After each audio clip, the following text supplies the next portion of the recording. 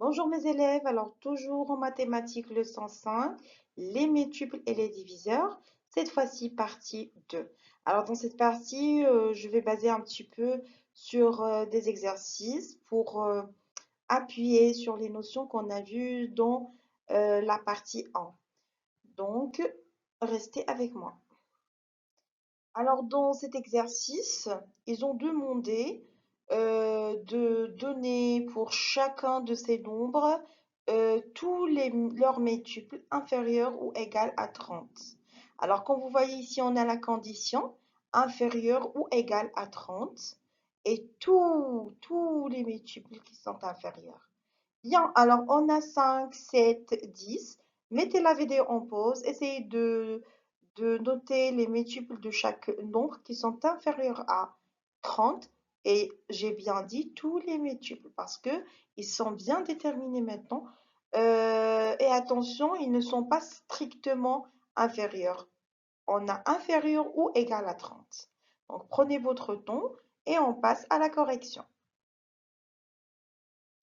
Voici la correction de cet exercice. Alors pour 5, je vais citer tous les multiples jusqu'à 30. Donc 5 fois 0, 5 fois 1, fois 2, fois 3, fois 4, fois 5, fois 6. Alors que fois 7, ça me donne 35, qui est bien sûr supérieur à 30. Alors pour 7, la même chose. Fois 0, fois 1, fois 2, fois 3, fois 4. Et pour fois 5 égale à 35. Donc, c'est pas juste. 10, 0, 1 fois 2 fois 3 fois 4, ça me donne 40. Donc, on s'arrête jusqu'à 30. Super. Alors, si vous avez bien fait comme moi, ça veut dire que vous avez bien compris la notion de multiple. Passons maintenant à un autre exercice. Je réponds par vrai ou faux. Je réponds par vrai ou faux. Alors, 28 est un multiple de 4. Si c'est juste, on va faire vrai. Si c'est faux, on fait faux tout simplement. 32 est un multiple de 6. Est-ce que 12 est un multiple de 48? Donc, la même chose. Mettez la vidéo en pause, essayez de faire l'exercice. Alors voici la correction. Est-ce que 28 est un multiple de 4? On a vrai, on a mis vrai. Pourquoi? Parce que 4 fois 7, ça me donne 28. Du coup, on a un nombre qu'on peut le multiplier par 3 et qui nous donne 28. Autrement dit, 28, ça existe dans la table de multiplication de 4. Pour 32 est un multiple de 6. Et bien là, on a répondu par faux. Pourquoi? Parce que 6 fois 5, ça me donne 30. 6 fois 6, ça me donne 36. Donc, on n'a pas 32 dans la table de multiplication de 6. Donc, c'est faux. 32, ce n'est pas un multiple. Alors, 48. 12 est un multiple de 48. Alors, c'est une question piège. La plupart, ils vont faire vrai. Pourquoi? Parce qu'ils ont cru que on a comme question, est-ce que 48 est un multiple de 2? Alors que là, la question, c'est, est-ce que 12 est un multiple de 48? Bien sûr que c'est faux. 12, ce n'est pas un multiple de 48. Mais 48, c'est un multiple de 12. Ça veut dire que 12, c'est un diviseur de 48 et non pas un multiple. Alors, autre question. Entoure dans cette liste le seul nombre qui n'est pas un multiple de 7. Alors ici, on a des nombres et on va chercher le seul nombre qui n'est pas un multiple de 7.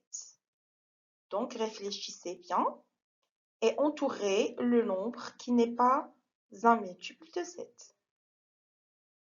Et bien sûr, le nombre qui n'est pas un multiple de 7, ça veut dire que ça n'existe pas dans la table de multiplication de 7. Ça veut dire qu'il n'y a pas un nombre entier fois 7 qui me donne 64. D'accord?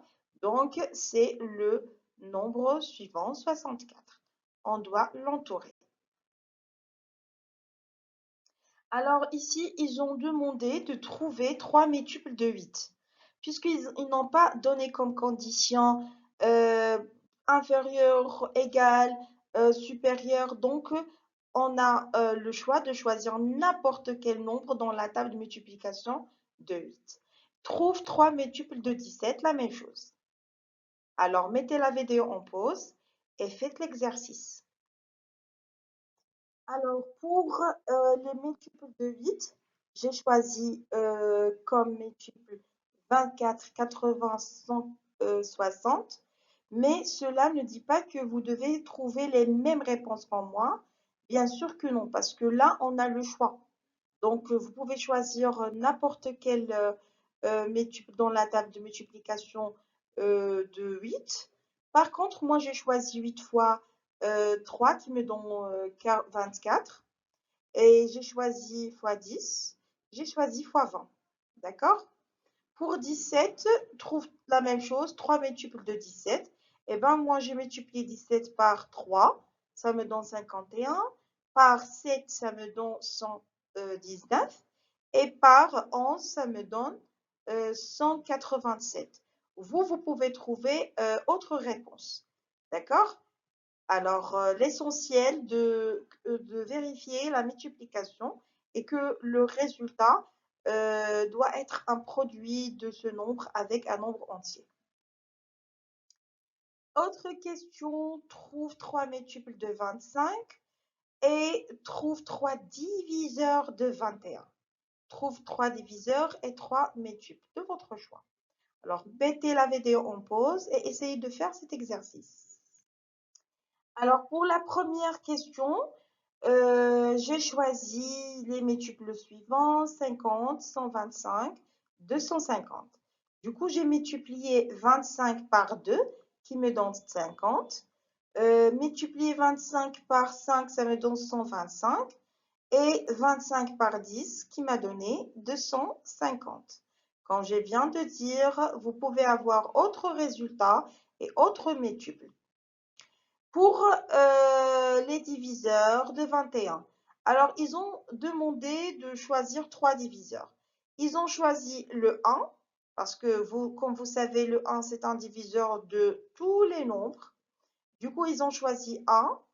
Ils ont choisi 3 parce que 21 divisé par 3, ça me donne 7. Du coup, le reste égal à 0. Donc, 3, c'est un diviseur de 21.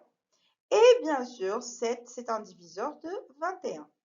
Donc, j'ai choisi 1, 3 et 7. Voilà les trois diviseurs de 21. Alors, je crois qu'on a fait assez d'exercices dans la partie 2 pour bien comprendre la leçon de multiples et diviseurs, comment on peut dégager les multiples et les diviseurs d'un nombre. Et dans la partie 3, on va voir les astuces, d'accord? Donc, on se verra dans la prochaine vidéo. Merci.